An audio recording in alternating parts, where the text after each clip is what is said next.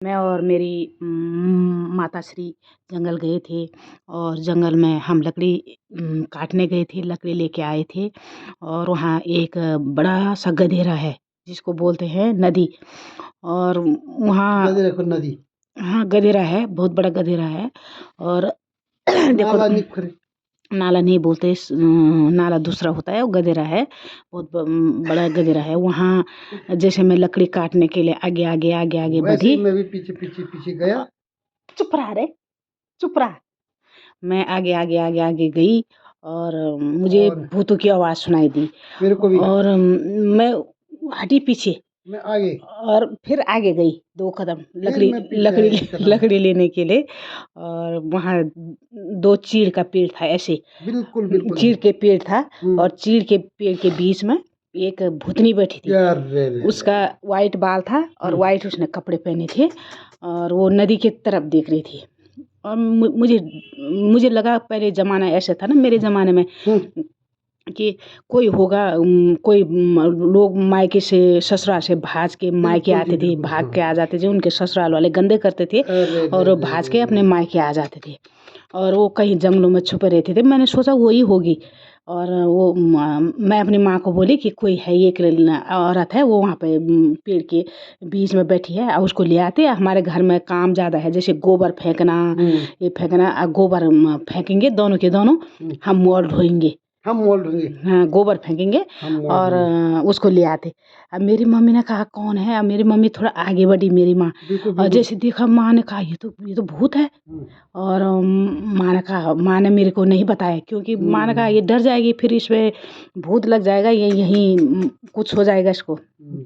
माँ ने थोड़ा नदी की तरफ झांके देखा तो वहाँ पत्थर की आवाज़ आ रही थी और ऐसा आ रहा था कि जैसे कोई इतना बड़ा बड़ा पत्थर उसमें फेंक रहे थे ये नदी में। और माँ ने जैसे रस्सी निकाली लकड़ियों से और मेरी रस्सी भी निकाली और बिना लकड़ी लिए हुए हम घर भाग गए। घर भागते भागते भागते भागते जैसे गांव के वो है ना, ये क्या बोलते उसको, अरे क्या बोलते उसको, घुसू, अरे ये सारी खेत, भुस्सड़ भुस्सड़, खेत नज़दीक आ गया था। गांव तो बहुत दूर था, खेत था, बहुत दूर खेत है हमारा। और वहाँ पे मेरी मम्मी ने 5 ये पत्थर होते हैं ना, पत्थर डांसी बोलते हैं उसको, और डांसी ढूंढ बोलते हैं इसको। और वो पत्थर मेरी माँ ने मेरे सिर से 5 बार ऐसे 5 दिशाओं, चारों दिशाओं में फेंका और जो ये 5वां पत्थर था वो नीचे की तरफ फेंका, नदी की तरफ, और वो 4 पत्थर चारों तरफ फेंका। उसके बाद हम घर आ गई और मेरी मम्मी को इतना डर लग गया कि अब क्या होगा, मुझे भी बहुत डर लग गया। और जैसे दोस्तों मैं घर में आई, मैं बेहोश हो गई। अरे और क्या करें, मुझे तो होश ही नहीं था क्योंकि मुझे उसका छल लग गया। और मैं घर में आई, मैं बेहोश हो गई। मेरी माँ का छल लग गया रे, रोने लग गई मेरी माँ। फिर मेरे पिताश्री भी थे तब। ये बात है 1900 हाँ, ये होगा 1990 की बात थी।